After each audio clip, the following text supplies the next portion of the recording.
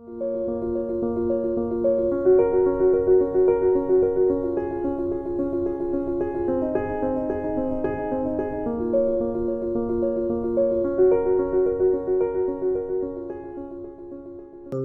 et bienvenue au webinaire hosté par Empower sur le leadership en gestion d'approvisionnement en achat public. Nous sommes ravis que vous ayez donc choisi ou que vous avez donc ici permis donc de participer avec nous. Nous sommes chaleureusement ici ravis de vous avoir et on va certainement mettre quelques règles de base, ce qui serait donc de pouvoir mettre tout d'abord vos micros en mute. D'accord. Et en passant également, toutes celles et ceux qui aimeraient donc s'adresser aux panélistes, de pouvoir donc cliquer sur le petit icône qui vous permettrait donc d'avoir une autre icône qui vous demanderait donc de lever la main et comme ça, on pourrait donc s'adresser à vous. Merci donc de veiller à ce que vos micros sont bel et bien connectés et de telle sorte que les bruits extérieurs ne puissent pas donc ici empiéter le son sur la communication. Donc, une fois de plus, comme je disais, nous sommes ravis de vous avoir et j'espère que vous aurez donc un bon temps avec nos panélistes. Merci.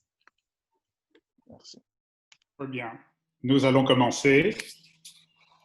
Bonsoir tout le monde. Merci pour votre participation et j'espère que vous trouverez ce webinaire aussi intéressant que nous l'espérons. Alors, d'abord, quelques mots pour ceux qui ne connaissent pas encore Empower ou qui sont juste invités pour ce webinaire. Empower est une société qui est présente donc, en Inde, en Europe, en Suisse, aux États-Unis et en Afrique, à Dakar, qui s'occupe de transformer la façon dont se fait l'enseignement. Nous faisons de l'enseignement à distance et pour tous ceux d'entre vous qui sont actuellement élèves dans le cours d'Empower, vous savez fort bien comment cela fonctionne. Nous sommes organisés autour de 3 centres. Le centre sur le leadership de la santé que dirige M. Henri Fourcault, qui va jouer un rôle important dans cette discussion aujourd'hui.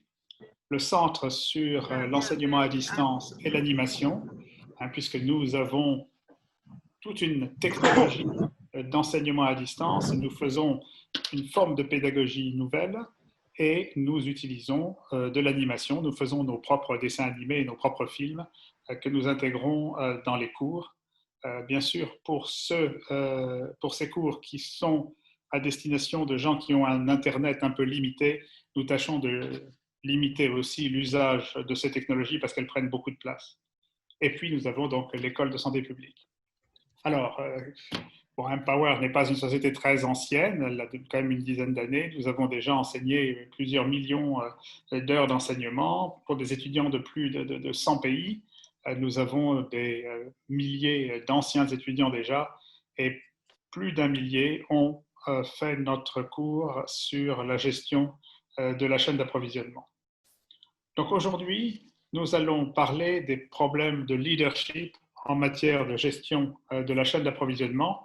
Et nous avons le grand plaisir d'avoir comme invitée principale pour ce webinaire Madame Florence Duperval-Guillaume. Florence Guillaume est ancienne ministre de la Santé d'Haïti. Elle a d'ailleurs une particularité assez rare puisqu'elle a servi sous 4 premiers ministres, dont elle-même, puisqu'elle a été elle-même Premier ministre par intérim. Et ce n'est pas fréquent d'être à la fois Premier ministre et ministre de la Santé. Je n'ai pas trouvé beaucoup d'exemples jusque-là. Nous connaissons des ministres de la Santé qui sont devenus présidents, comme Houphouët-Boigny, par exemple, ou qui soient devenus Premier ministre, comme Neville Chamberlain en Angleterre, mais qui étaient les deux à la fois. Je n'ai pas trouvé d'autres exemples. Donc, Florence, je pense que vous êtes complètement exceptionnelle. Nous allons discuter des questions de leadership. Et rappelez-vous, pour tous ceux qui suivent le cours, vous avez eu à chacun des modules, nous vous avons dit, il est important non seulement d'apprendre comment on gère la chaîne d'approvisionnement et des achats, mais également il est important de savoir le présenter à d'autres, convaincre les autorités de la bonne façon de le faire. Ça, c'est du leadership. Nous vous avons expliqué aussi comment il est très important pour bien gérer la chaîne d'approvisionnement de sortir d'une mentalité par silo et de travailler dans un modèle d'équipe qui permet de faire avancer les choses de façon positive. Ça aussi, c'est du leadership. Donc, vous savez que vous avez dans le cours un module entier sur le leadership. Et vous avez la chance donc d'avoir le docteur Florence Duperval-Guillaume qui non seulement est ancien ministre, mais en plus a fait le cours sur la gestion de la chaîne d'approvisionnement, dont elle a bien sûr réussi à être diplômée avec mention et félicitations, ce qui n'est pas pour nous surprendre. Nous allons avoir comme modérateur pour ce cours M. Henri Fourcault. Henri, vous le reconnaissez bien puisque ça va être le seul qui a une cravate.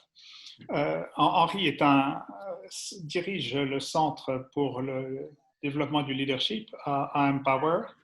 Il a une énorme carrière internationale et il a cette capacité d'avoir à la fois été le conseiller du secrétaire général des Nations Unies, d'avoir travaillé au plus haut niveau et en même temps d'avoir fait du soutien et de la formation en leadership sur le terrain aux gens de base dans les équipes de santé publique. Et ça lui donne une expérience et une capacité d'écoute qui est exceptionnelle. Donc, sans plus tarder, je vais donner la parole à Henri pour démarrer ce cours. Une fois que nous aurons eu les discussions avec le docteur Duperval-Guillaume, nous aurons le temps de prendre quelques questions et d'interagir avec vous. S'il vous plaît, rappelez-vous qu'il ne faut pas enlever le mute, je ne sais plus comment ça se dit en français, de votre micro, mais seulement l'enlever une fois qu'on vous a donné la parole. Et nous allons essayer d'avoir cette discussion aussi en ordre que possible. Donc, Henri Fourcault, je vous laisse maintenant faire la modération de cette discussion. Merci beaucoup, Denis, pour cette introduction généreuse. Avant de commencer à parler avec le docteur qui est ici avec nous, Florence, je voudrais juste vous partager avec vous quelques pensées générales en rapport avec la question du leadership dans le contexte de la chaîne d'approvisionnement. Dans l'expérience que j'ai pu acquérir au niveau du renforcement des chaînes d'approvisionnement, je me suis rendu compte que le leadership est central et important à tous les niveaux de la chaîne d'approvisionnement. Parce qu'au-delà de l'aspect technique du travail, il faut aussi pouvoir mobiliser les gens, les inspirer, les influencer. Et ça, ce sont des actes de leadership. Il faut pouvoir travailler en équipe. Or, mener une équipe, c'est un élément central du leader. Et donc, tout cela fait partie du rôle de ceux qui travaillent dans les chaînes d'approvisionnement, travailler en équipe, être un bon membre de l'équipe, dans certains cas, mener l'équipe, avoir une vision claire. Des questions telles que la crédibilité individuelle, la confiance avec laquelle on travaille avec les collègues font partie également du profil du leader. Et donc, j'ai eu l'occasion de travailler et de renforcer les chaînes d'approvisionnement dans des pays comme la Côte d'Ivoire, la Birmanie et même une partie de la chaîne d'approvisionnement à Haïti. Et c'est là que je me suis rendu compte qu'il est absolument essentiel de bien comprendre comment, à tous les niveaux, quel que soit le rôle que l'on peut avoir dans la chaîne d'approvisionnement, il est important d'être conscient de ce que représente le leadership. Donc, au niveau institutionnel, ça c'est sûr. Par exemple, les mécanismes de redevabilité individuelle, les rôles et responsabilités claires, mais également au niveau individuel, que l'on soit directeur, manager ou un fonctionnaire ou un employé à tous les niveaux de la chaîne, depuis la quantification, prévision, dédouanement, tout jusqu'à l'extrémité au point de service, ce qu'on appelle les formations sanitaires. Donc le leadership est indispensable à tous les niveaux. Donc ce sont juste quelques remarques initiales et préliminaires pour bien camper le sujet du leadership au niveau de la gestion des chaînes d'approvisionnement. Mais en fait, l'objet ici, c'est d'écouter le docteur Florence Duperval-Guillaume, qui a été très bien introduite par Denis tout à l'heure. Prêtons donc attention à la riche expérience et aux pensées profondes qu'elle va partager avec nous. Et je peux vous appeler Florence, Docteur Duperval-Guillaume, vous êtes là en ligne? Ah, oui, je suis là, Voilà. absolument, Henri, absolument. Très bien. Ceci sera plus facile et plus familier. Voilà, merci. Merci bien d'être bien aimable sur ce domaine. Maintenant, quels sont, selon vous, les principaux attributs du leadership dans le contexte de la chaîne d'approvisionnement? J'ai mentionné quelques généralités, mais vous avez une expérience beaucoup plus précise et pointue dans ce domaine. Oui, merci, mais avant d'entamer la question, je dirais bonjour à tous ceux qui m'écoutent, ou bonsoir à tous ceux qui m'écoutent. Et je dirais aussi merci au professeur Lavlani d'avoir pensé à moi pour animer, je dirais, cette discussion. Et je lui dirais aussi merci de m'avoir formé encore davantage en matière de chaîne d'approvisionnement. Et je lui dirais merci aussi de m'avoir fait rencontrer d'autres membres de l'université.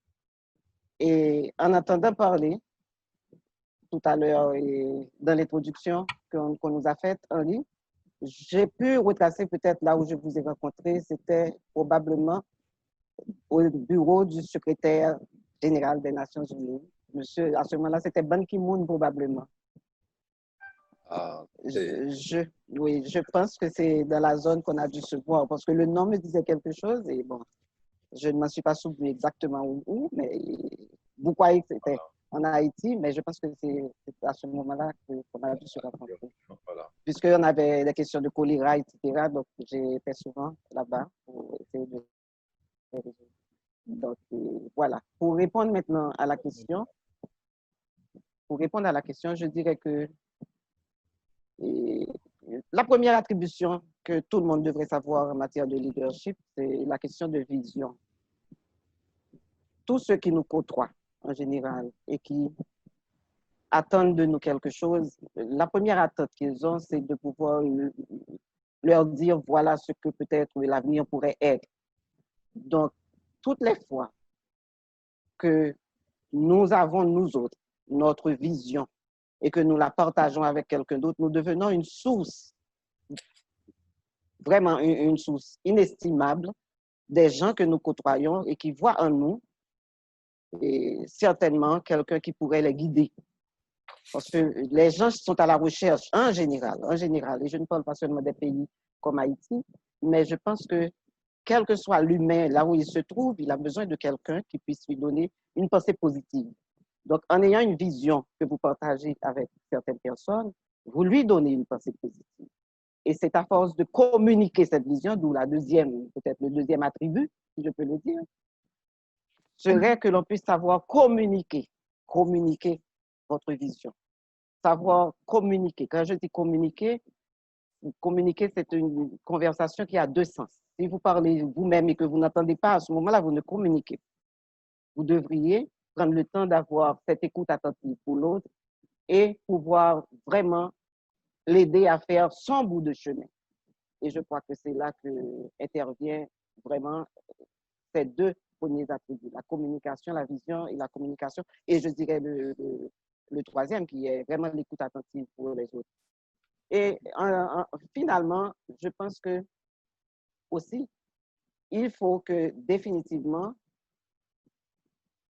que nous prenions le temps, n'est-ce pas? Que nous prenions le temps, si nous voulons assumer notre leadership, que nous prenions le temps de meubler notre cerveau. Nous ne pouvons pas induire les gens en erreur, parce que le jour où on découvrira que vous êtes en train d'induire tout le monde en erreur, à ce moment-là, tout ce que vous avez eu comme capacité de leadership sera perdu. Donc, je crois qu'il faut vraiment que nous prenions, nous autres qui ayant un sens du leadership, que nous prenions le temps de continuer à nous meubler le cerveau, de continuer à apprendre, de continuer à améliorer nos connaissances et nos compétences pour pouvoir garder ce leadership. Car le leadership se construit, mais il se perd aussi quand il n'y a pas vraiment l'idée de construction de soi-même. Donc, et en dernier lieu, je pense que tu l'as aussi dit, il faut vraiment que l'on puisse inspirer confiance.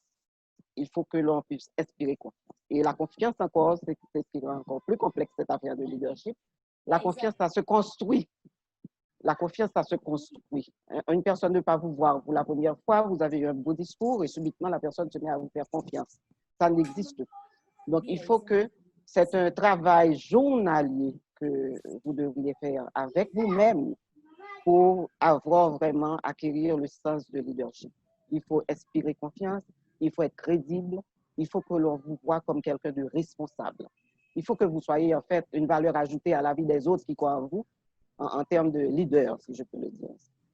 Donc, en gros, je crois que pour moi, c'est ça. Pour moi, c'est ça, les attributions qu'on devrait avoir.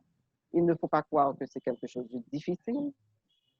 Et en général, comme je l'ai dit, ça se construit. Et tout escalier se monte marche par marche. Donc, si vous voulez aller vite, vous prenez l'ascenseur, mais vous serez seul dans votre ascenseur. Donc, ça, je pense que c'est... Moi, je crois que c'est ça. Et il faut vraiment prendre le temps de se construire soi-même pour retrouver ce sens de leadership. Oui. Et je dirais en dernier lieu, pour peut-être compléter mon idée, que vous pouvez avoir des cours en leadership, mais quand on vous reconnaît comme un leader, on ne vous donne pas un diplôme de leader, on vous reconnaît comme un leader. Donc, on vous reconnaît comme quelqu'un ayant le sens de leadership.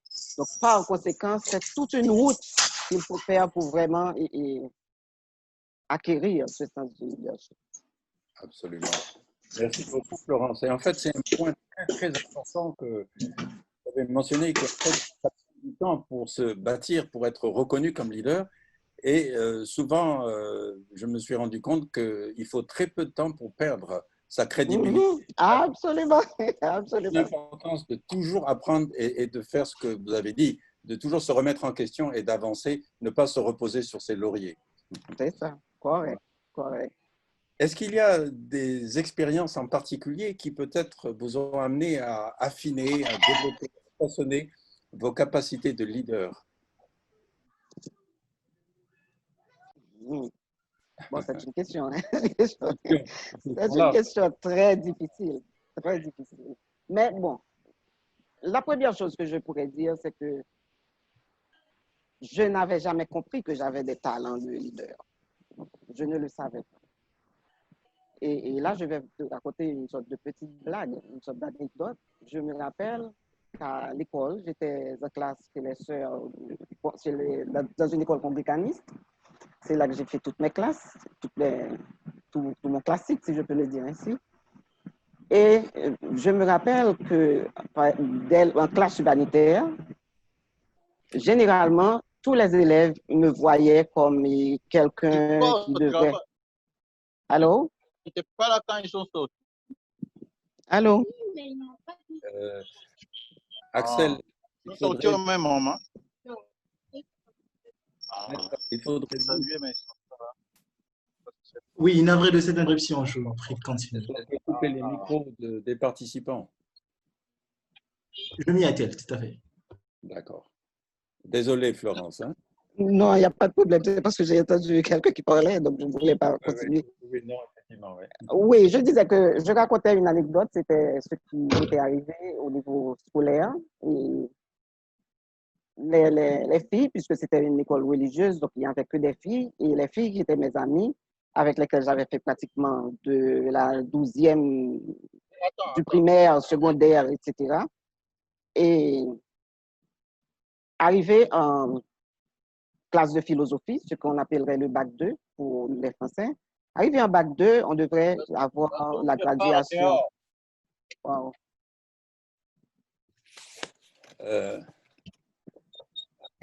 Axel, tu peux couper toi-même le micro de la personne.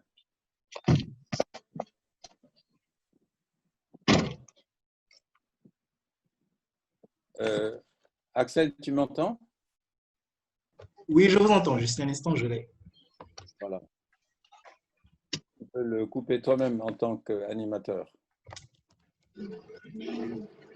C'est Chitenge qu'il faut couper. Voilà.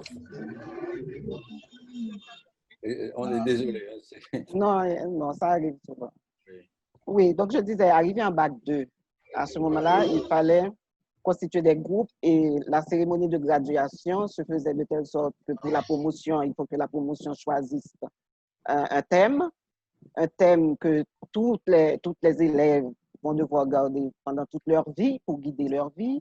Il fallait aussi que on essaie de trouver soit un système de la faune ou bien de la flore pour catégoriser chaque élève à partir des qualités puisqu'on se côtoyait depuis au moins 14 ans de scolarité.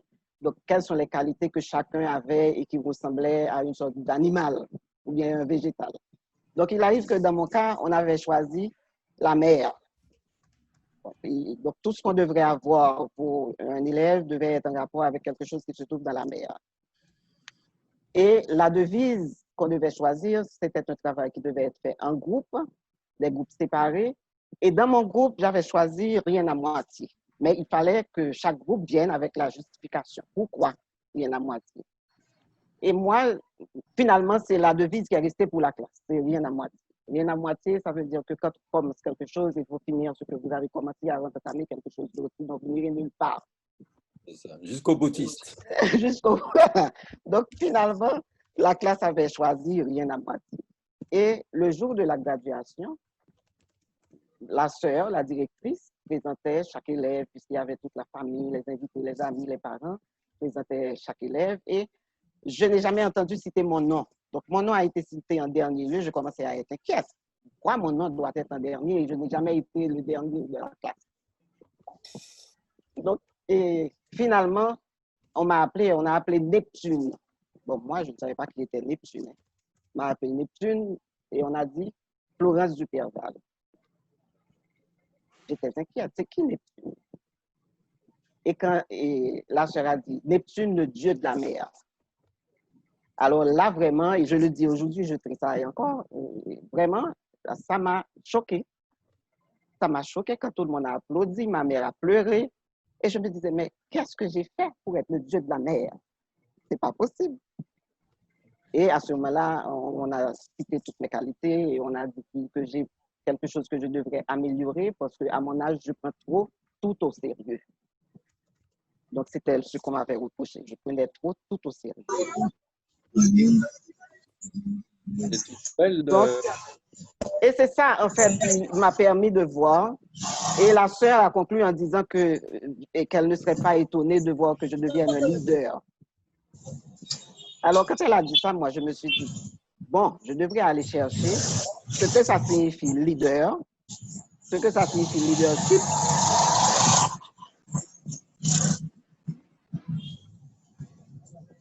Oui, c'est ça.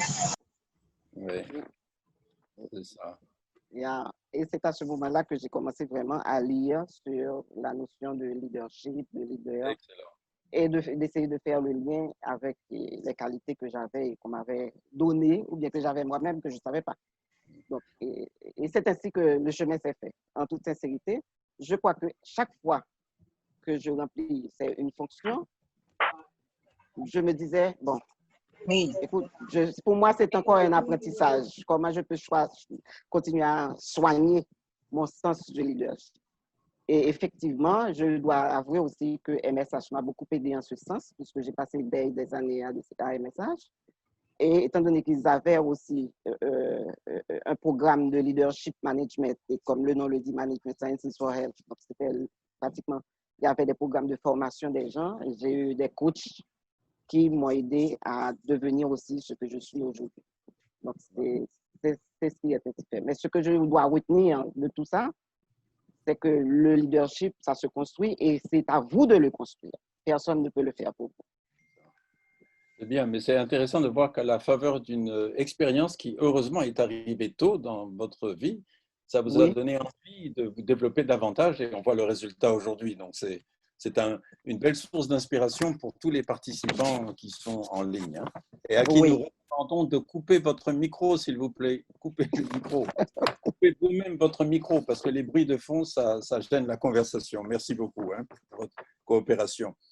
Est-ce que donc cela, Florence, a dû vous amener à avoir une perspicacité plus accrue en ce qui concerne le rôle des femmes, peut-être dans le domaine du leadership? qu'est-ce que vous pourriez nous dire à ce sujet-là? Parce que finalement, tout le monde peut être un leader. La preuve, c'est que vous-même, vous l'êtes, hein, mais vous avez commencé très tôt. Mais en anglais, on dit insight, hein, quelle vision particulière vous avez, quelle réalisation vous avez pu découvrir hein, en ce qui concerne le rôle des femmes? Ma première réaction serait de dire tout simplement que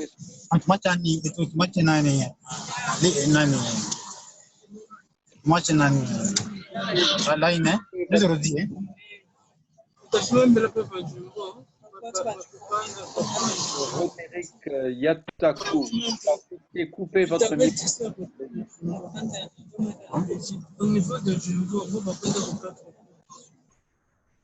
Axel, please, coupez le micro de Monsieur Roderick Yi.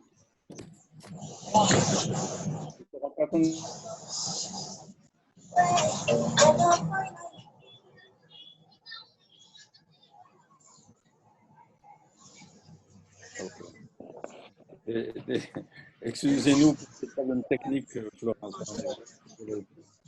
Donc, on parlait du rôle des femmes dans le leadership. Hein.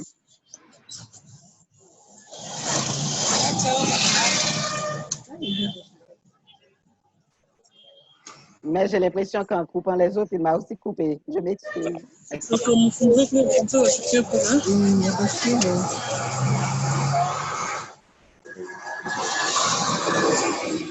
On n'avait pas prévu ça, malheureusement.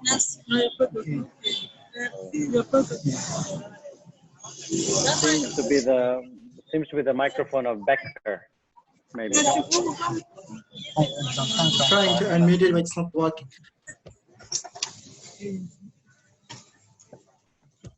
Axel. Monsieur Becker, pouvez-vous couper votre micro, s'il vous plaît? Mais Axel, vous pouvez le faire directement. Oui, malheureusement, cela ne semble pas fonctionner pour moi également. Et puis, il y a aussi Monsieur José Nsikou, qui peut-être ne se rend pas compte. Hein? Voilà. Et Florence, désolé, je crois qu'on peut continuer. Non, ça va, ça va. Oui, ma réaction toute première serait de dire que ce n'est pas facile. Ça n'a pas été facile. Et moi, je pense avoir vécu l'expérience de la masculinisation de notre société. Ça n'a pas été facile. Et des fois, je me suis retrouvée me demandant, mais qu'est-ce qu'ils ont finalement? Qu'est-ce qu'ils ont ces hommes? Des fois, on a l'impression qu'ils se croient parce qu'ils sont hommes, ils pensent qu'ils savent tout. Donc, les femmes ne savent absolument rien. Quel que soit le degré d'études que vous ayez fait, vous avez un homme en face de vous qui n'a même pas, qui n'est ni cordonnier, ni ébéniste, ni médecin, ni agriculteur, ni ingénieur. Mais par conséquent, il parle de tout. Et quand vous lui dites quelque chose, c'est comme si vous étiez en train vous avez élevé la barre trop haut, donc par conséquent, vous êtes en train de ne pas être réaliste. Donc voilà ce que assez souvent je me suis entendu dire, c'est que je n'étais pas trop réaliste. Et finalement, heureusement que grâce à mes qualités, grâce à ma sérénité, je me suis dit, mais non, ça ne peut pas toujours être comme ça. Ça ne peut pas toujours être comme ça. Mais ça n'a pas été sans stress, vraiment. Ça n'a pas été sans stress, ça n'a pas été sans anxiété. Et on sent tellement qu'on est responsable de changer positivement son environnement de travail, la vie des employés et les résultats que vous voulez avoir, qu'on se dit, bon, on ne va pas s'en occuper, continuer. Pour ainsi que tu continues ton chemin. Il n'y a pas que ce genre de personnes masculines dans le monde. Tu vas pouvoir finalement t'assumer. La seule chose que tu dois savoir cultiver, c'est ta sérénité et savoir comment communiquer aux autres, ne pas être agressif subitement, ne pas donner une image que tu n'es pas. Absolument. Je crois que c'est ce qui m'a frappé, c'est ce qui m'a froissé, je dirais, pendant tout mon parcours. Et des fois, les hommes viennent et vous disent quelque chose parce que, bon, Si le monsieur le dit, c'est vrai. Mais si vous leur dites quelque chose, c'est comme si ce que vous avez dit, je ne peux pas dire jeter à la poubelle, mais devient un élément nuisible pour la personne qui vient d'assumer soit une approche ou bien quelque chose du genre. Donc, voilà, pour moi, c'est être femme et assumer son leadership, ce n'est pas du donné. Ce n'est pas du donné. Il faut être forte intérieurement et extérieurement, sans pouvoir manquer d'égards, mais il faut que la personne sache, que finalement la personne comprenne que vous savez ce dont vous parlez. Absolument. Et c'est faisable. Et c'est faisable. Et c'est faisable. C'est faisable. Je suis arrivée, comme je le dis aujourd'hui, je n'ai pas besoin de dire à quelqu'un que j'ai un sens du leadership. Je ne pense pas l'avoir dit au professeur Lavladie. Je crois que c'est... Non, je ne pense pas l'avoir dit. Je pense que les gens le reconnaissent et l'admettent. Voilà. Il a tiré les conclusions. Oui. Mais c'est très intéressant parce que j'ai connu pas mal de femmes leaders, j'ai côtoyé, j'ai travaillé avec des femmes leaders, et il y a une caractéristique commune que j'ai vue chez les meilleures d'entre elles, c'est qu'elles ne cherchaient pas à faire comme les hommes. Parce que ça n'est pas une bonne recette. Je pense que vous serez d'accord avec moi. Non, Il faut être c'est ça. soi-même et développer des qualités intérieures qui brillent au regard des autres. Absolument. Absolument. Moi, je crois que, et finalement, si moi je l'ai découvert, il faut avouer aussi que ces hommes-là, on les a découverts déjà. Donc, il ne faut pas rentrer dans leur jeu et avoir cette tendance à vouloir faire comme eux, à vouloir avoir des alliances je dirais, même contre nature, et à des fins politiques ou politiciennes. Et vraiment, il faut faire autrement. Il faut faire autrement.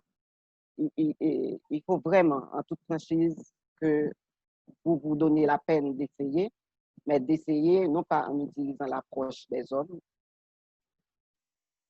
je dirais toujours l'approche des hommes, parce que tous les hommes ne sont pas ainsi, mais quand même, il faut éviter certaines approches si vous voulez garder votre crédibilité, car tous ceux qui font l'inverse de ceux dont nous sommes en train de parler aujourd'hui, et on les a déjà classés, même s'ils n'ont pas encore disparu de notre vue, mais on les a déjà classés. Voilà. Très bien, merci. Merci beaucoup pour ces pensées profondes. Et j'espère que parmi les 50, 60, 70 personnes ou plus même qui sont en ligne avec nous, il y a des femmes qui écoutent et qui prennent bonne note de ce bel exemple. Maintenant, quels sont les défis principaux que vous voyez pour les leaders dans Alors, le contexte? avant peut-être de passer à une autre question, moi, je voulais, en disant ceci à l'assistance, je voudrais les rassurer aussi. Je voudrais rassurer toutes les femmes qui m'écoutent en disant que nous avons quand même des approches positives sur lesquelles nous pouvons construire notre leadership. C'est que nous avons l'art de penser stratégique. L'esprit, la vision que nous nous donnons, elle est une vision réelle, elle est une vision pas que nous parlons d'une vision qui n'est pas la nôtre. Ce que nous disons, nous voulons vraiment y arriver. Donc, c'est quelque chose d'important. Nous avons pratiquement l'art de communiquer beaucoup mieux que les hommes. Je vous le dis, donc vous n'avez pas à chercher à calquer un homme pour savoir comment vous adresser. Vous avez chez vous une émotion naturelle. Et c'est cette émotion naturelle qu'on recherche chez certaines personnes. C'est cette valeur ajoutée. Vous êtes sensible à n'importe quoi. Vous êtes plus humaine. Donc, c'est tout ce qu'on le recherche, vraiment. Ce sont des qualités que l'on recherche chez un leader. On n'a pas besoin d'un leader qui soit un fouet. On a besoin d'un leader qui puisse accompagner d'autres plus faibles. Donc, nous avons ces qualités-là. Et je crois que ce sont ces qualités-là que vous devriez cultiver, vous devriez prôner. Dans votre vision, vous devriez faire sentir que voilà comment vous êtes, ce que vous êtes réellement. Et pour que les gens puissent avoir une certaine confiance. Donc, je voulais ajouter ça. Merci beaucoup. Je pense que toutes les femmes qui sont à l'écoute auront beaucoup apprécié ces paroles d'encouragement et ce bel exemple. Maintenant, comment voyez-vous les principaux défis qui se posent aux leaders d'une façon générale dans le contexte des chaînes d'approvisionnement? Bon. Je crois que le défi, c'est le défi même de la compréhension de ce que moi j'appellerais une chaîne. Parce que la vie en elle-même est une chaîne. Ce que vous vivez dans votre vie, c'est une chaîne. mais même si ça ne s'appelle pas warehousing, distribution, ou procurement, quantification. Mais si vous essayez de trouver le corollaire de chacun de ces éléments dans votre vie personnelle, vous allez voir que votre vie est une chaîne. Donc, à chaque fois que vous avez, par exemple, un échec et que vous avez l'impression que votre chaîne est cassée, eh bien, si vous ne surmontez pas cet échec pour reconstituer la chaîne, vous n'irez nulle part.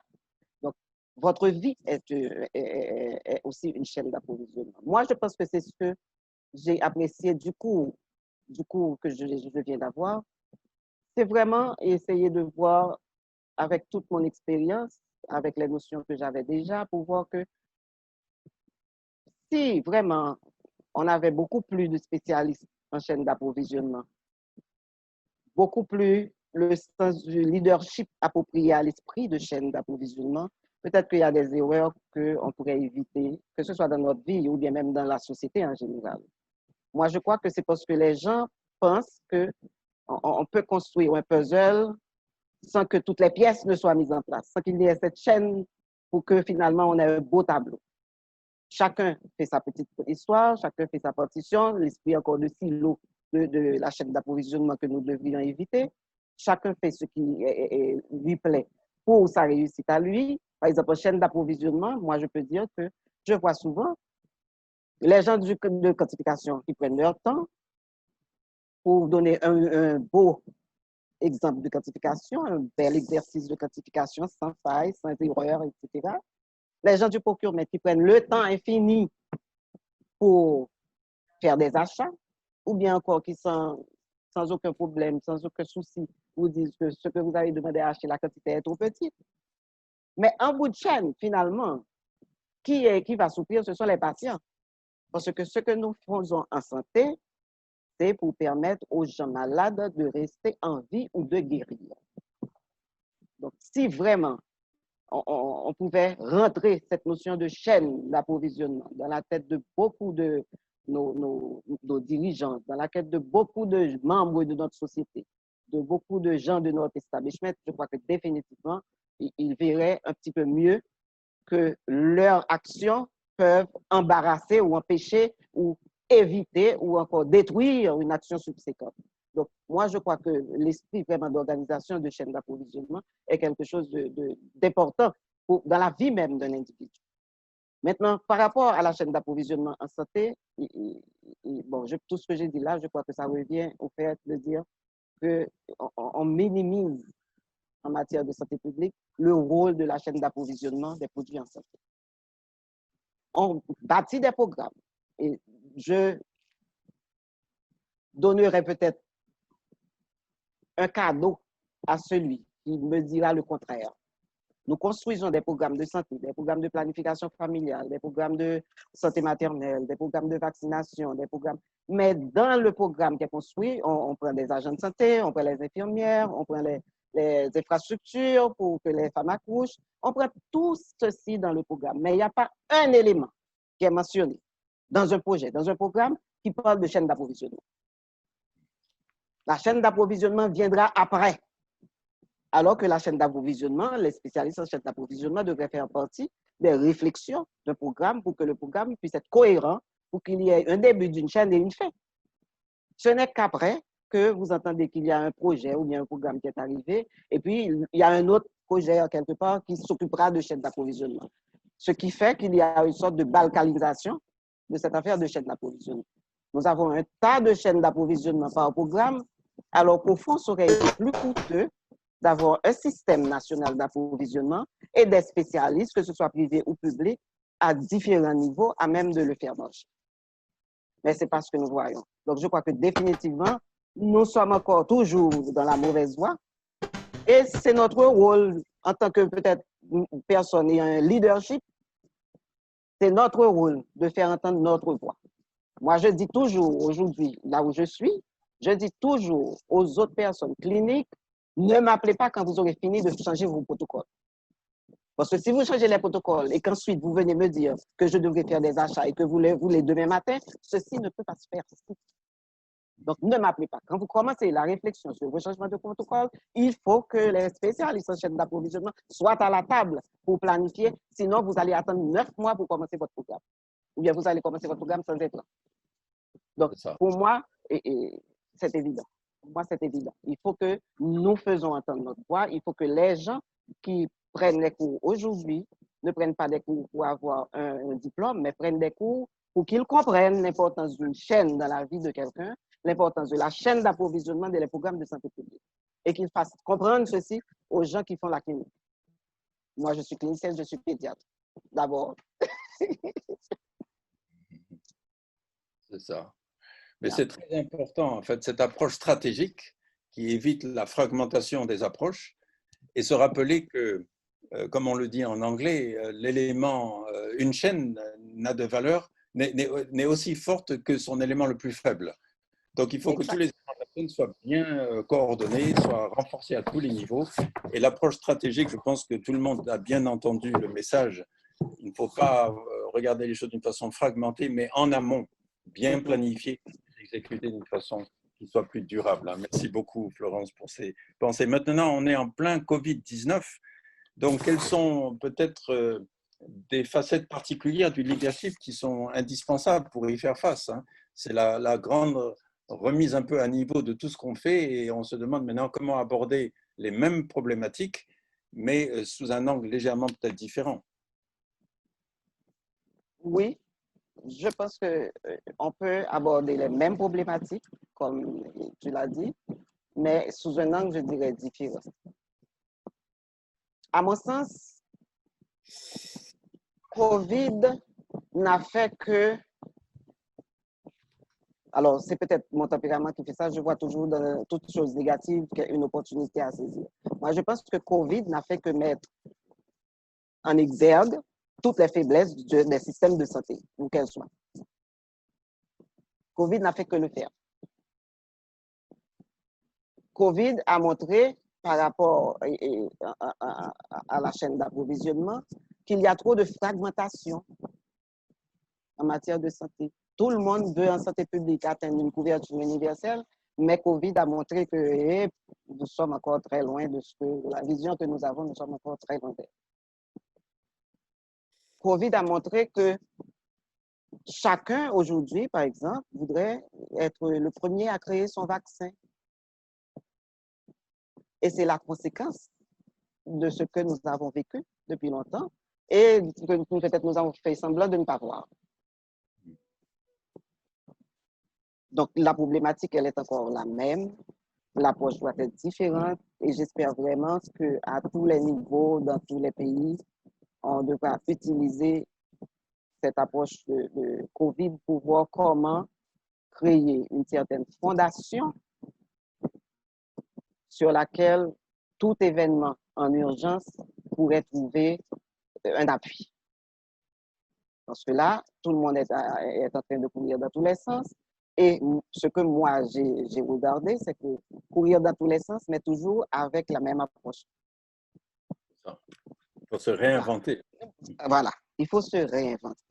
Courir dans tous les sens, mais encore avec la même approche. Encore, chaque laboratoire est en train de faire son affaire, chaque maison de fabrication de produits pharmaceutiques est en train de faire son affaire. À l'intérieur d'un pays, les cliniciens font leur affaire, le gouvernement fait une autre affaire, l'arrivée des médicaments, l'arrivée des commodities est un petit peu éparse, on n'a pas de plan vraiment, il n'y a pas un canal où tout doit être rentré comme dans un entonnoir pour ensuite être distribué. Non. Donc moi, vraiment, c'est ce que je pense de COVID. COVID nous apporte une opportunité, l'opportunité vraiment de continuer à parler de COVID, mais pas pour parler de COVID, mais pour dire voilà les faiblesses que nous avons vues en termes de réponse au COVID et voilà ce que nous ne devrions plus faire pour ne pas continuer à les avoir. Parce qu'il y aura d'autres COVID. C'est un acte de leadership de se remettre en question pour ne pas toujours répéter les mêmes erreurs, n'est-ce pas? Exactement.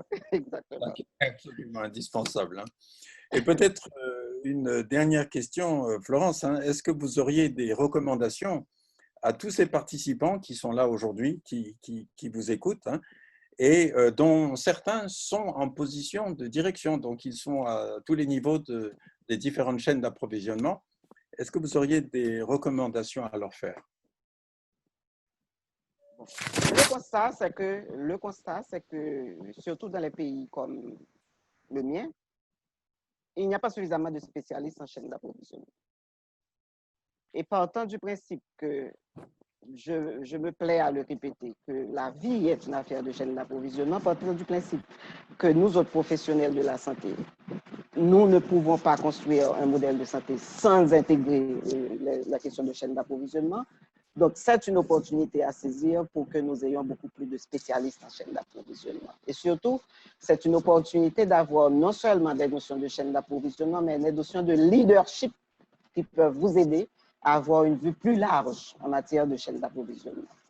Donc, moi, ma recommandation serait de continuer sur cette voie. Si vous n'êtes pas encore à l'école, allez prendre les cours avec cet esprit et vous verrez la contribution de cette chaîne d'approvisionnement dans votre vie tout entière.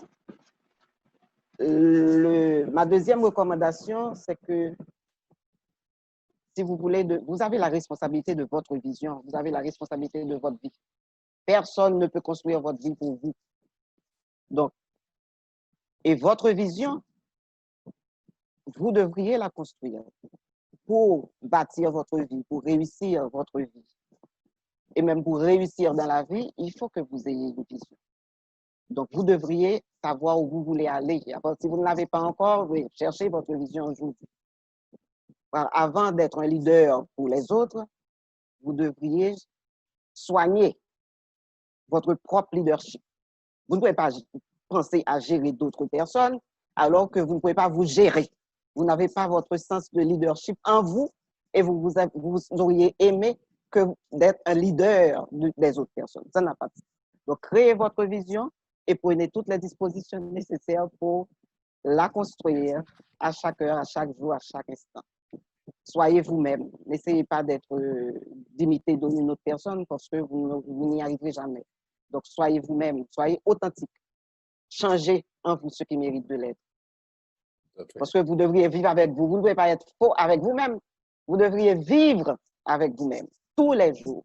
Donc, vraiment, il faut que vous soyez authentique et soyez honnête envers vous-même. Ne prenez pas de tangente. Prenez toujours la grande route. Si vous voulez qu'on vous voit en tant que leader, vous ne pouvez pas passer dans des sentiers. Prenez toujours la grande route, peu importe ce que disent les autres. Posez-vous toujours des questions. À chaque fois que vous vous interrogez vous-même, vous avez déjà peut-être des précurseurs de certaines solutions que vous devriez apporter comme changement dans votre vie. Respectez votre parole. Vraiment, il faut respecter votre parole. Si vous voulez que les gens croient en vous, que les gens aient confiance en vous, quand vous dites oui, ça doit être oui. Quand vous dites non, vous devriez expliquer pourquoi et ce sera non. Et je garde ma devise, ne faites rien à moitié. Vous avez choisi une vision, vous prenez votre voie et allez-y quoi qu'il advienne. Si vous vous arrêtez en chemin après un échec, je vous garantis que vous allez toujours patiner. Il faut traverser l'échec et tirer des leçons de l'échec. Et comme ça, vous deviendrez vraiment la personne que vous voulez être dans la vie. Merci, si vous avez commis des obstacles, oui, si vous avez commis des erreurs, écoutez, en dernier lieu, la personne qui devrait vous pardonner vos erreurs, ça devrait être d'abord. Donc, je crois que ce sont des recommandations que je ferai à tous ceux qui m'écoutent et qui voudraient vraiment réussir leur vie, réussir dans la vie et devenir un modèle, un leader pour les autres, un leader positif. Voilà. Un très grand merci, Florence, pour ces pensées profondes et on est sûr que tous les participants en ont profité pleinement. Et je suis sûr qu'ils ont des choses à dire, peut-être des questions à poser. Et pour cela, je vais passer, avec tous nos remerciements encore, Florence, repasser la parole à Denis qui va animer cette dernière partie du programme. Merci. Merci beaucoup, Florence. Je suis sûr qu'il va y avoir pas mal de questions et probablement des questions qui vont être un peu plus terre à terre, qui vont vraiment rentrer dans les détails de la chaîne d'approvisionnement. Mais je voudrais d'abord donner la parole au professeur Biailly, que je vois qui est là, parce que lui, c'est un leader dans le domaine de la chaîne d'approvisionnement. Il a de très grosses responsabilités en République démocratique du Congo. Et donc, j'aimerais avoir sa réaction et peut-être quelques mots aussi vis-à-vis des étudiants.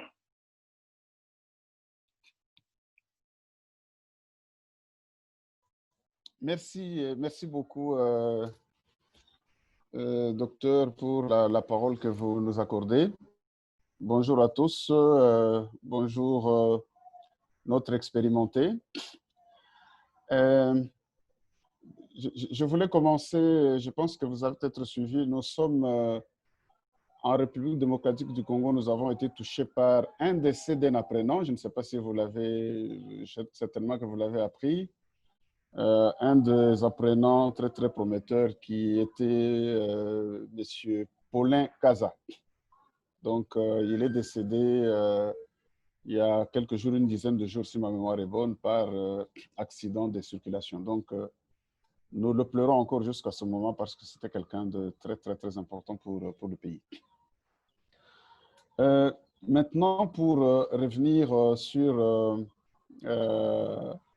le développement que Dr Florence nous a fait tout de suite, vraiment, je la remercie énormément parce que souvent, nous faisons deux choses ou nous ne faisons pas des choses quand on n'a pas une cohérence claire dans sa tête.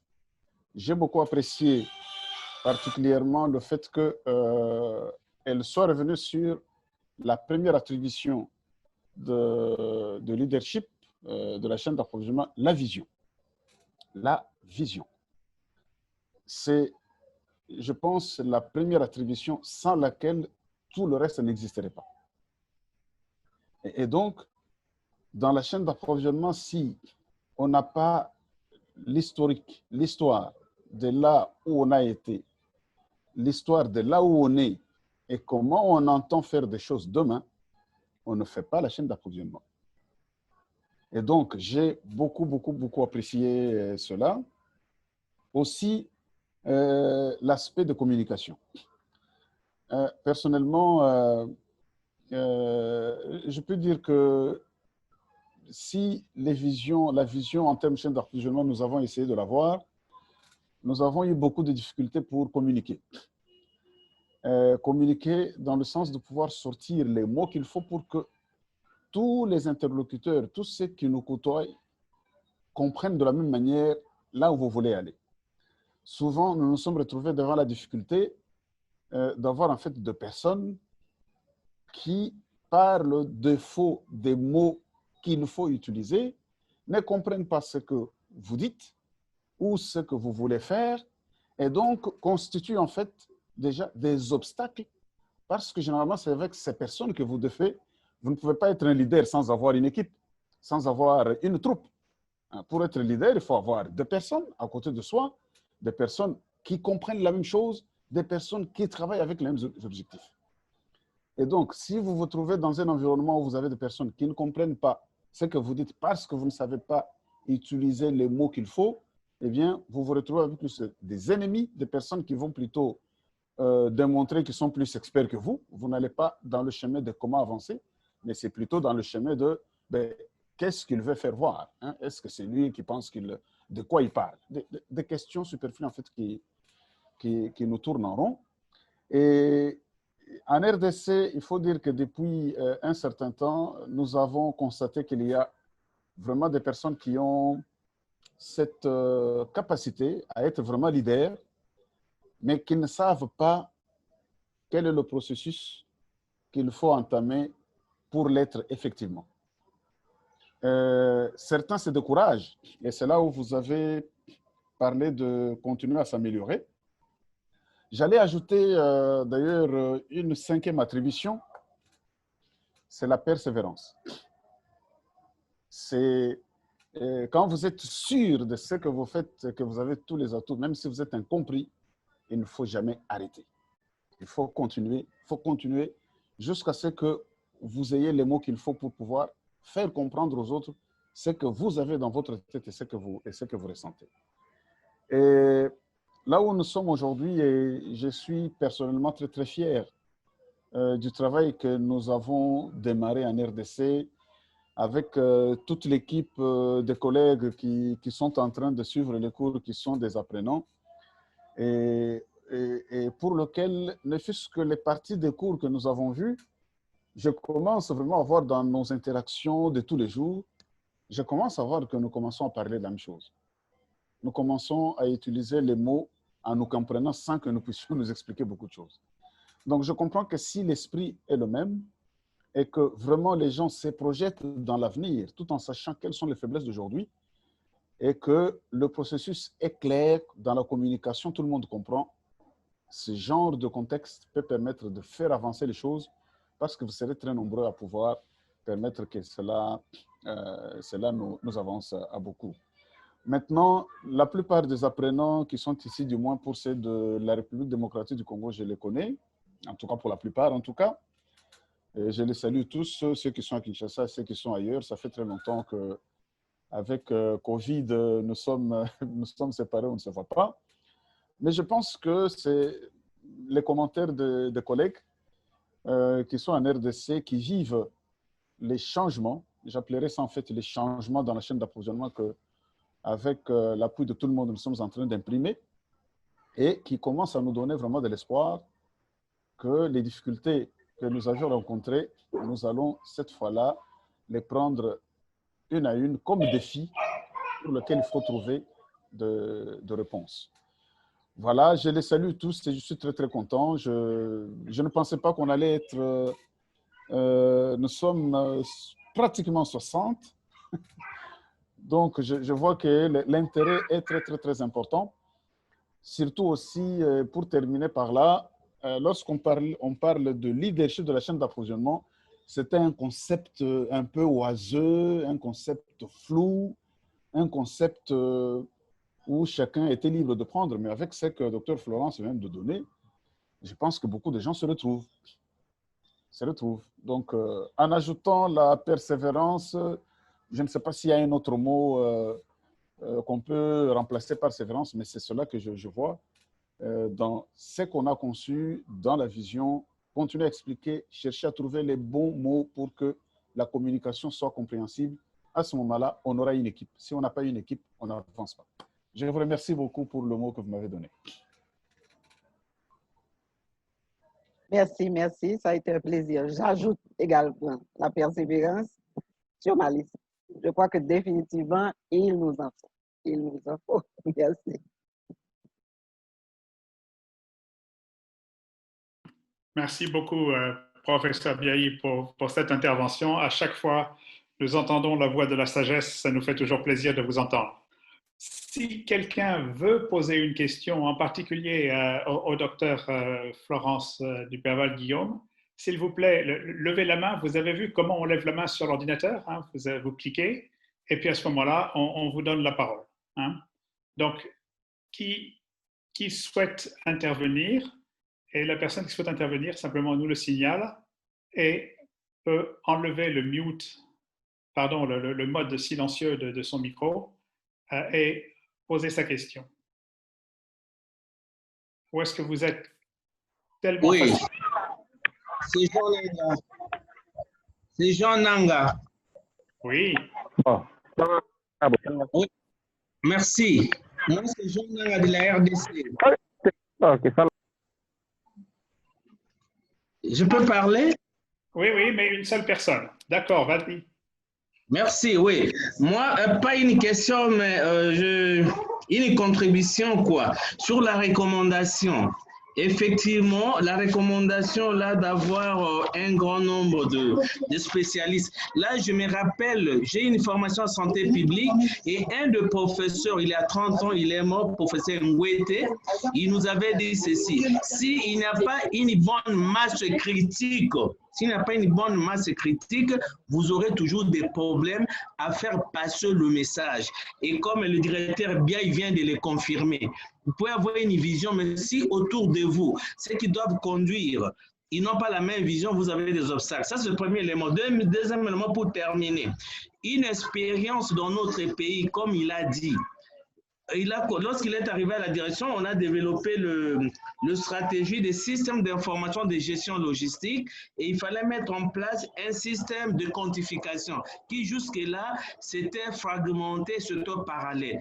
Et Les gens ne comprennent pas, ils pensaient qu'on pouvait faire ces activités d'une manière désordonnée. Et lui, il a dit non, nous devons d'abord mettre en place les systèmes d'information de gestion logistique qui donnent toutes les compétences en matière de données pour conduire des activités de quantification. Alors que les gens croyaient que les deux activités pouvaient se faire d'une manière. C'est comme ça que je rejoins et je confirme cette question-là de connaissances. S'il n'y a pas de bonnes connaissances en chaîne d'approvisionnement, et on peut toujours avoir des problèmes. Voilà mes deux contributions vraiment pour contribuer et confirmer, soutenir les deux recommandations formulées. Merci. Merci beaucoup, c'est important et je crois que tous ceux qui sont actuellement sur le module 4 et puis maintenant le module 5 du cours vont voir ça vraiment de façon très importante. On ne peut pas mettre la charrue avant les bœufs, il faut faire les choses dans l'ordre, mais il faut les faire et il faut les faire jusqu'au bout, comme le disait le docteur Florence. Et ensuite, ce n'est pas suffisant d'avoir compris comment résoudre un problème, il faut également arriver à convaincre tout le monde que la façon de résoudre ce problème est celle qu'il va falloir mettre en place de façon à disposer des atouts et des soutiens politiques et budgétaires. Et ça, cette capacité à communiquer, à expliquer comme il faut, c'est absolument essentiel. Et c'est un des outils du leadership dont parlait Henri Fourcault tout à l'heure.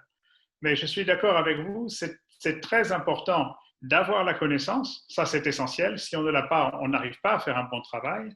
Mais ensuite, d'être capable de communiquer que cette façon de travailler est la bonne façon et d'avoir le soutien de gens qui ne sont pas des spécialistes de chaîne d'approvisionnement, mais qui peuvent vous faire confiance pour que vous mettiez en place ces outils que vous connaissez.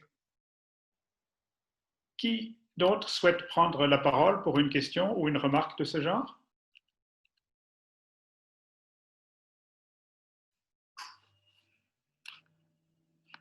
Écoutez, si vous avez atteint votre saturation après 1 heure de webinaire, je peux le comprendre, c'était intense, c'était important. Nous allons donc pouvoir conclure maintenant. S'il vous plaît, rappelez-vous bien quelques-uns des messages clés que vous avez entendus, aussi bien de la part d'Henri Fourcault que surtout du docteur Florence Duperval-Guillaume. Ces messages sont importants, ce sont des messages dont vous allez avoir besoin dans votre vie de tous les jours.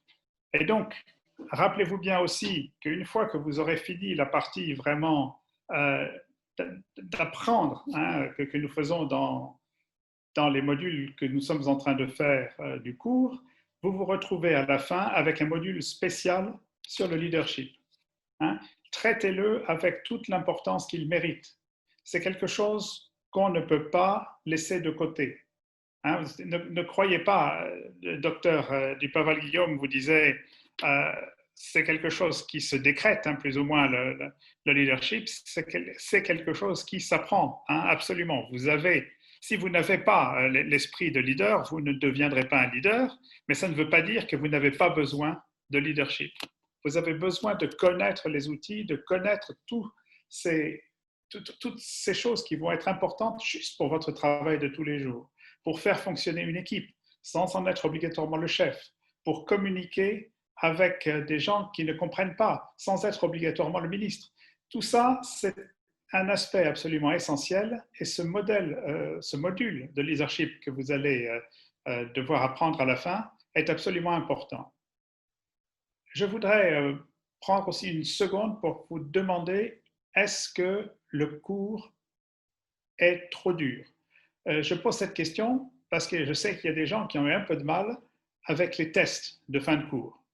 Est-ce qu'il y a des difficultés ou bien est-ce que vous vous accrochez et vous arrivez à progresser aussi vite qu'il le faut?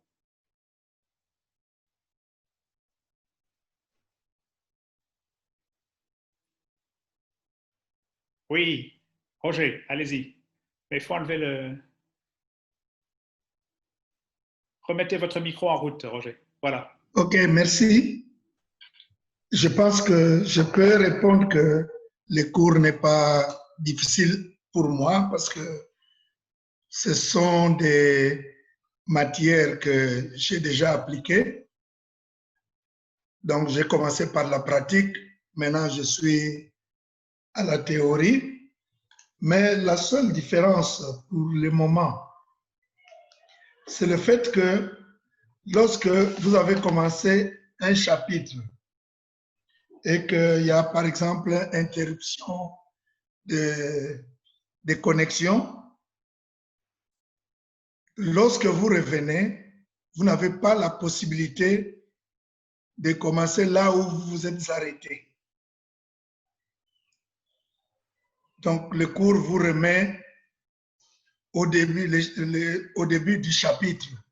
Alors que, bon, s'il y a 30 ou 28 chapitres et que vous étiez déjà au 26e, on vous ramène au premier et vous ne pouvez pas sauter. Vous êtes obligé de suivre tous les cours.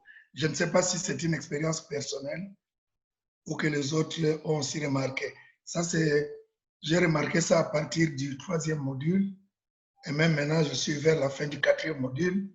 Peu avant que nous commencions notre webinaire, j'ai encore connu le même problème. Merci. D'accord, merci beaucoup. Je vais voir avec nos techniciens s'il y a moyen de vous donner la possibilité de reprendre là où vous étiez. Je dois reconnaître, je ne suis pas un technicien moi-même, mais je vais poser la question et je vais voir si on peut le résoudre. Ça sera en effet plus facile. Dans certains, par exemple, vous verrez dans le module 5, il y a un chapitre qui doit faire quelque chose comme 60 ou 70 pages. C'est sûr que c'est toujours un peu désagréable d'avoir à recommencer au début. Donc, je vais voir si on peut arriver à résoudre ce problème.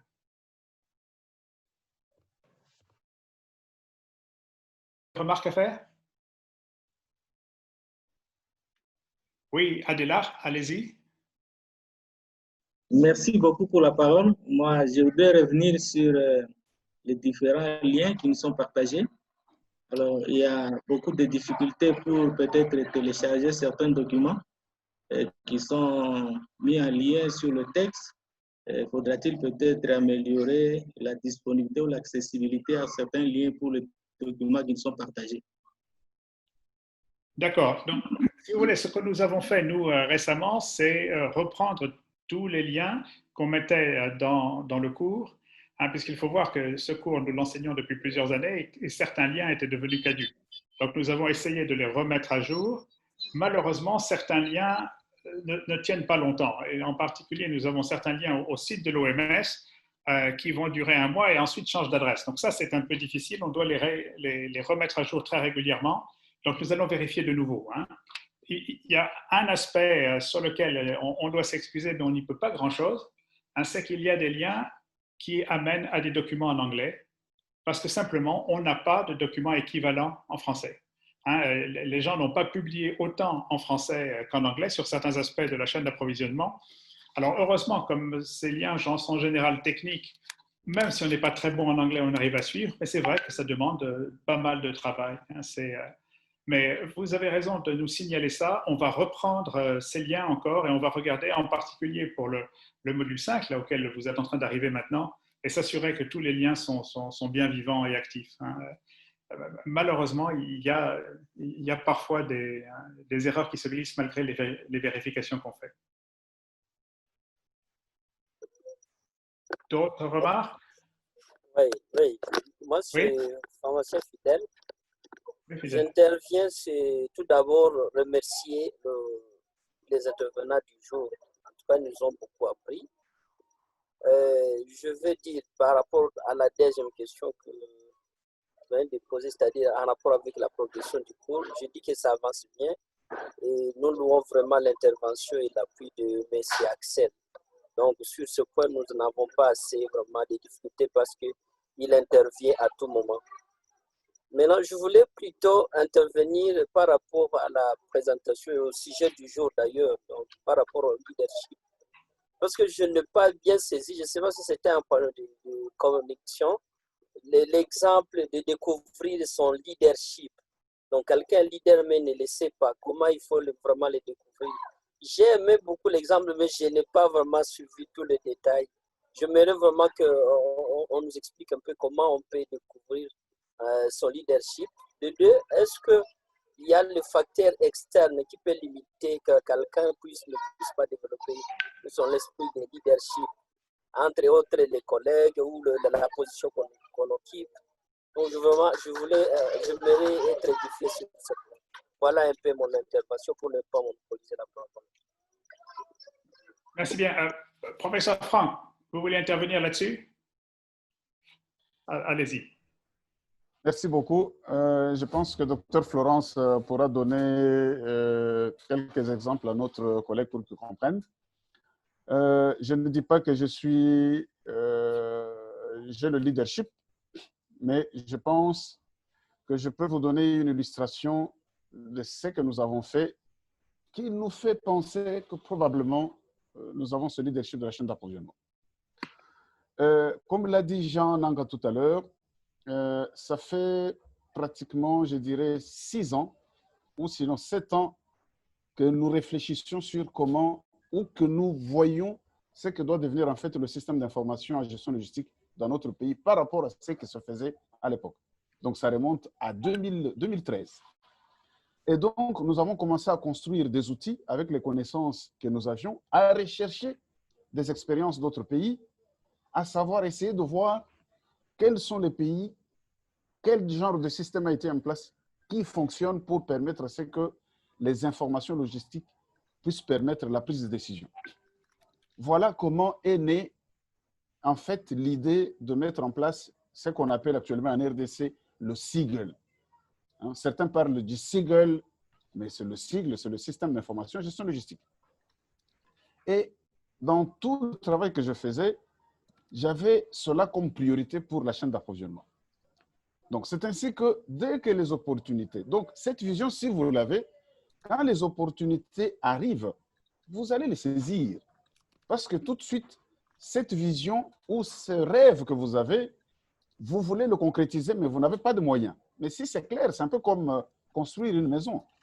Si vous voulez construire une maison, commencez au moins à avoir votre plan, même dans la tête, même si ce n'est pas écrit. Vous vous dites, j'aurai 2 chambres, un salon, je ne sais pas moi, 2 chambres, une cuisine. Commencez à avoir ça. C'est ça, en fait, la vision. Alors, qu'est-ce qui nous est arrivé? Puisque nous voulions construire ce système d'information, mais nous n'avions pas tous les éléments nécessaires, c'est que nous avons fait que dans le cadre d'un projet, les projets qui viennent régulièrement financés par FI, donc Initiative 5%, j'ai écrit un tout petit projet pour commencer à faire un test avec ce que j'avais en tête. J'ai pu être accompagné par une organisation qui nous a permis de construire ce petit projet qui est passé, qui a eu un financement d'environ $1 million. Et nous avons installé ce système dans 40 zones de santé dans le pays.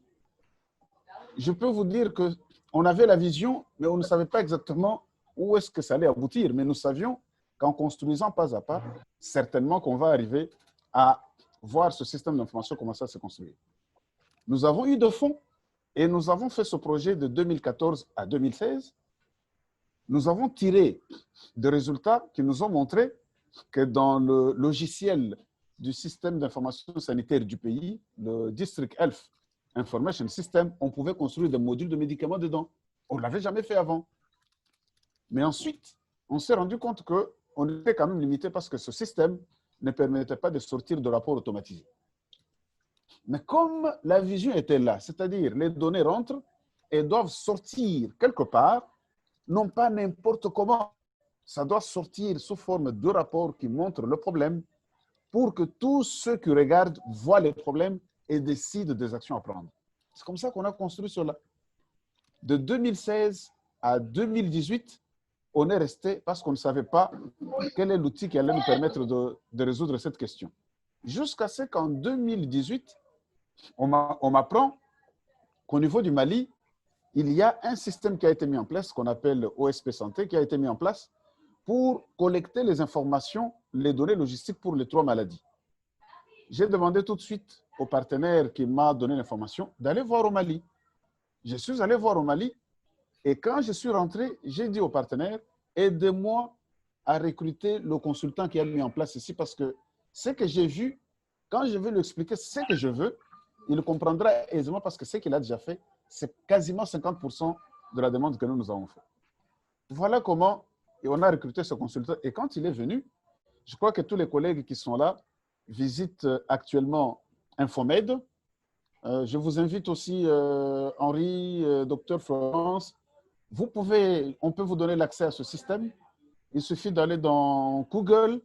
Donc, vous tapez Infomed, www.infomed RDC.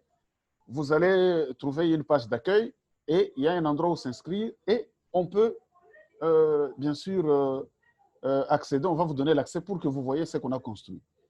Aujourd'hui, on a ce système qui a été apprécié par tout le monde.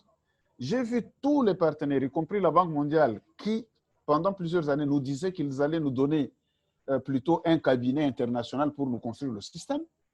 Nous avions refusé, poliment bien sûr, mais nous avions indiqué que nous avions notre vision. Aujourd'hui, tous les partenaires financent la construction ou, si vous voulez, le développement de ce système. Donc, je peux dire quelque part que c'est parce que nous avons eu la vision, en travaillant tous les jours, en rencontrant les obstacles et en cherchant à trouver des solutions, on est arrivé finalement à conduire, à rendre tout le monde, mettre tout le monde dans le même, j'appelle toujours ça, la même assiette, parce que nous avons compris là où nous voulions arriver. Et aujourd'hui, Infomed, c'est un système qui existe et que tout le monde finance et j'ajoute quelque chose d'important, même au sein du ministère de la Santé, je crois que c'est le cas dans beaucoup de pays, où vous allez trouver que la chaîne d'approvisionnement est parcellaire selon les programmes. Vous avez le VIH, vous avez le paludisme, vous avez les vaccins. Chacun fait sa chaîne d'approvisionnement. Mais je peux vous dire aujourd'hui, au sein du ministère de la Santé, tout le monde est coordonné à travers le système que nous avons en place. Tous les programmes du ministère de la Santé sont coordonnés. Premier résultat important. Deuxième résultat important, c'est que nous avons pu coordonner également tous les partenaires qui entrent là-dedans. Donc, ce succès, nous considérons que c'est parce que nous avons eu, je pense, un leadership de la chaîne d'approvisionnement important. Nous avons eu, comme j'ai bien noté, cette vision. Nous avons eu le temps d'apprendre à communiquer.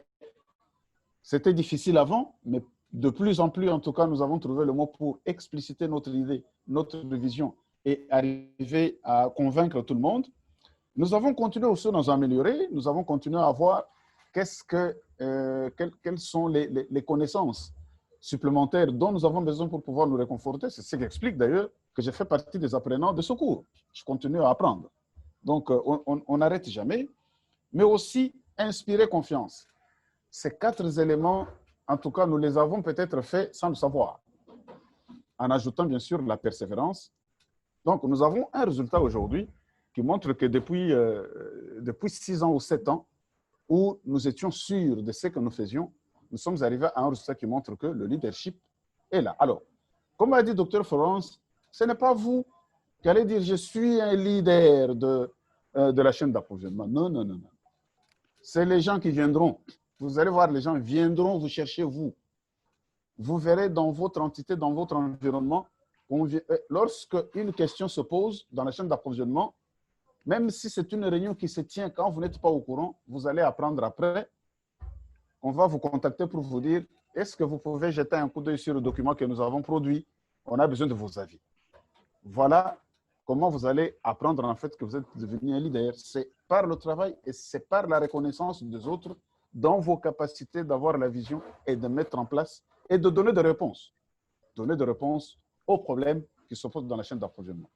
Voilà ce que je peux dire pour notre collègue qui a posé la question, notre collègue fidèle. Merci beaucoup, Franck. C'est extrêmement utile.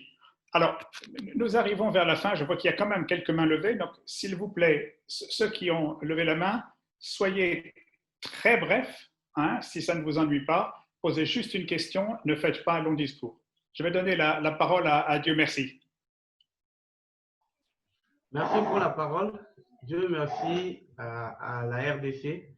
J'avais juste une préoccupation par rapport au cours comme vous l'avez évoqué tout à l'heure. Je voulais juste proposer si seulement on pouvait, dans la mesure du possible, formuler les questions, que ce soit en mode choix multiple, parce que je me suis rendu compte dans les modules précédents, pour certaines questions, Je donne un exemple où on devait proposer la date de la prochaine commande.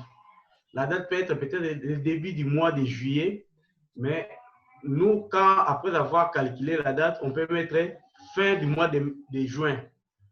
Je suppose que fin du mois de juin et début du mois de juillet, c'est la même chose, mais quand on met l'autre, carrément, vous n'aurez pas les points.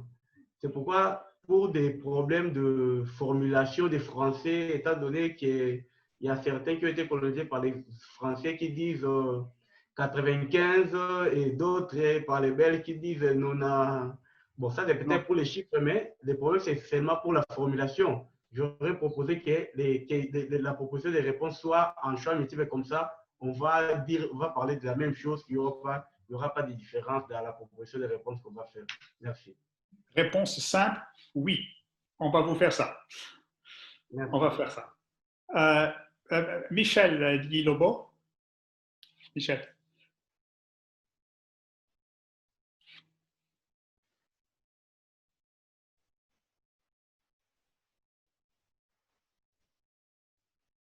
Ah, là, il n'y a pas le son. On ne vous entend pas, Michel. Il n'est pas branché, votre micro.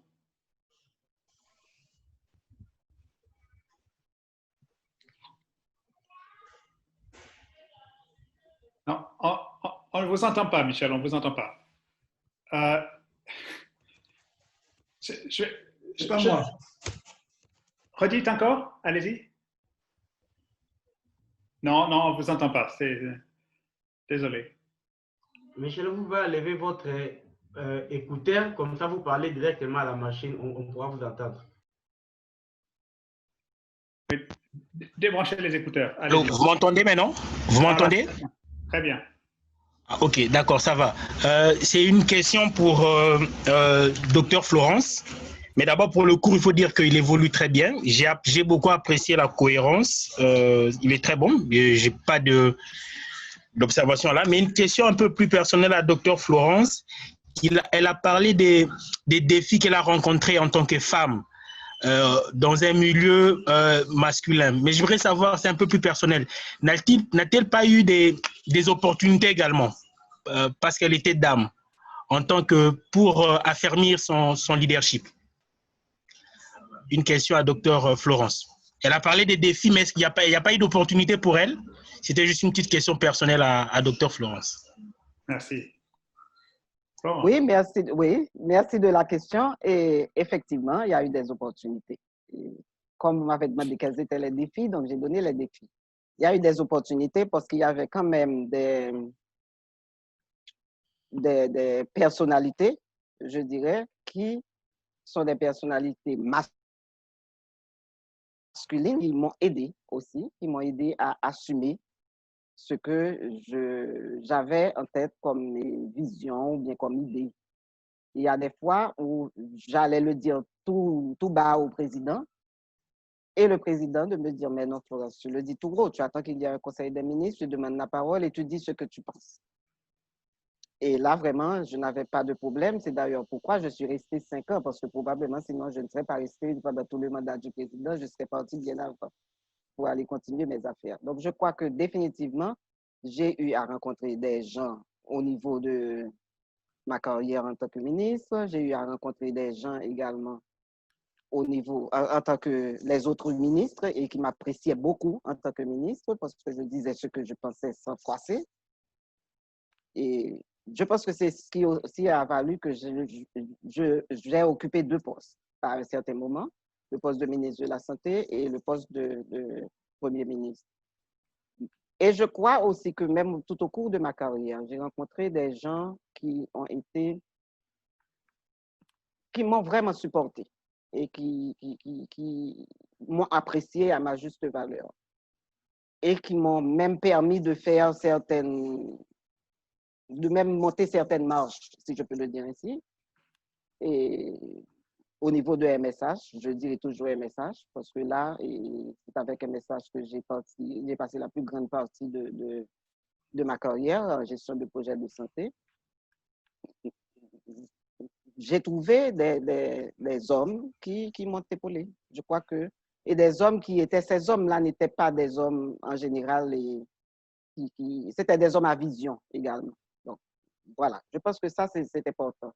Ce ne sont pas des hommes qui viennent faire un boulot sans avoir une vision, qui veulent tout simplement avoir un travail. C'était des gens qui avaient aussi l'esprit de leadership, l'esprit d'avoir une vision et pour progresser. C'était des gens qui étaient dédiés à ce qu'ils faisaient. Donc, c'était pour eux une mission que Dieu leur avait donnée. Donc, c'était des gens qui rentraient dans mon esprit et à qui je parlais et qui m'avaient effectivement épaulé pour m'aider à traverser les mauvais moments, les impasses même, à contourner certaines impasses, à contourner des montagnes et à pouvoir arriver. C'est pour ça que je dis que je ne pouvais pas tout généraliser. J'ai eu des femmes et j'ai eu des hommes. Merci beaucoup, Florence. Il y a une dernière question qu'on va prendre, Augustin, et puis ensuite, on devra s'arrêter. Augustin?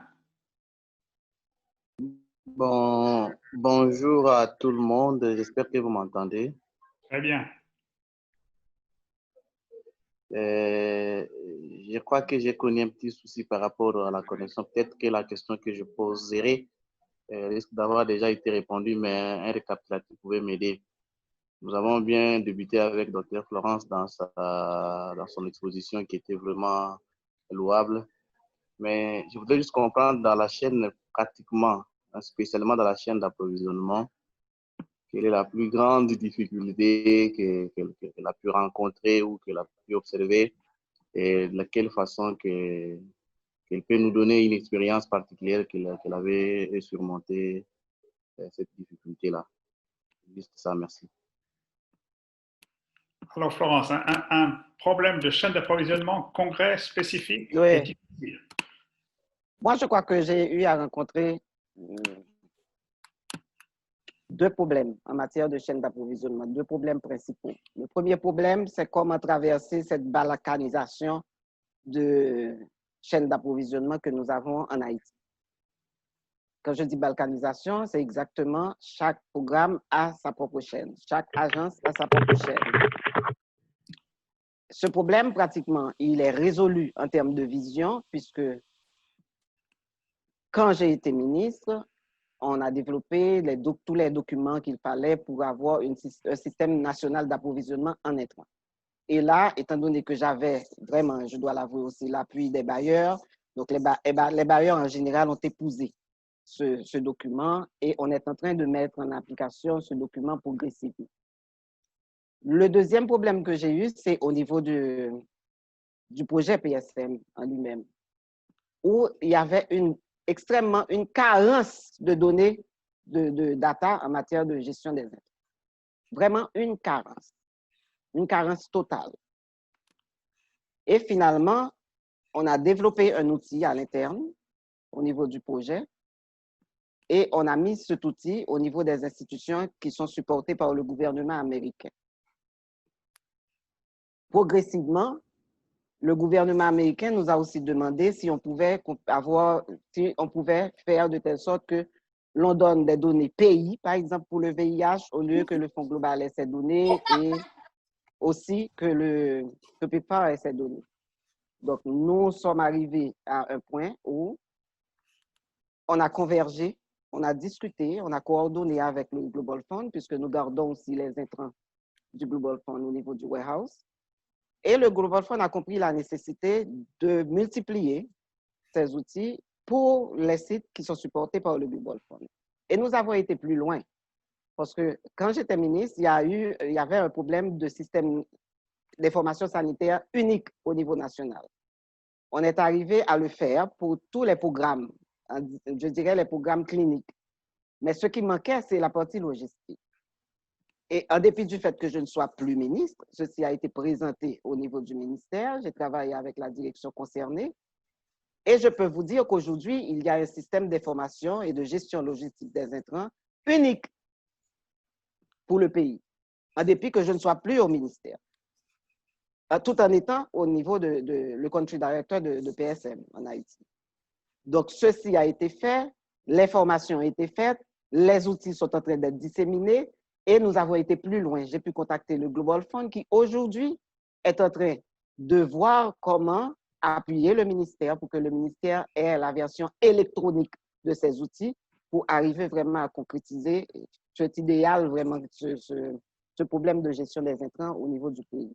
Donc, je pense que ce sont ces problèmes-là qui prennent du temps parce que quand on dit gestion des intrants, il faut voir tous ceux qui interviennent dans les programmes de santé et qui produisent des intrants, qui donnent des intrants, qui gèrent des intrants. Donc, il faut avoir vraiment cette large coordination avec les principaux bailleurs pour que les bailleurs épousent les outils pour qu'on puisse avoir un outil national.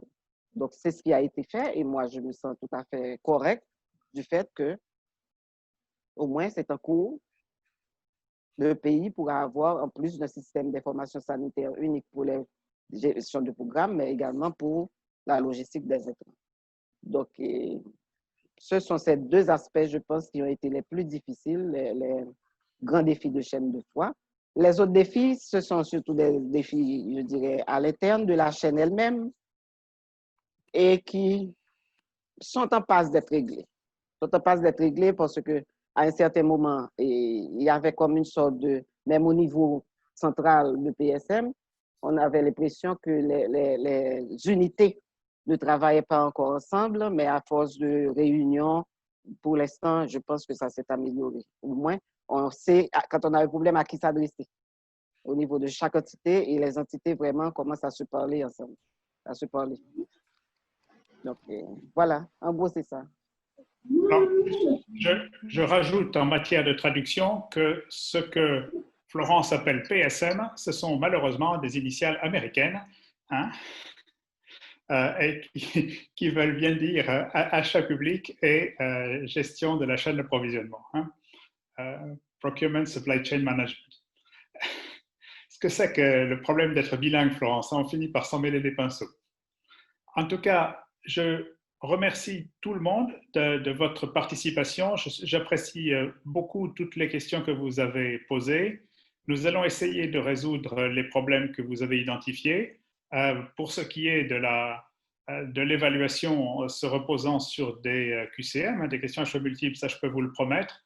Sur les aspects plus électroniques, ce n'est pas entièrement entre mes mains parce que je suis d'une nullité technique totale, mais nous avons des gens qui comprennent bien le sujet et qui vont s'y atteler.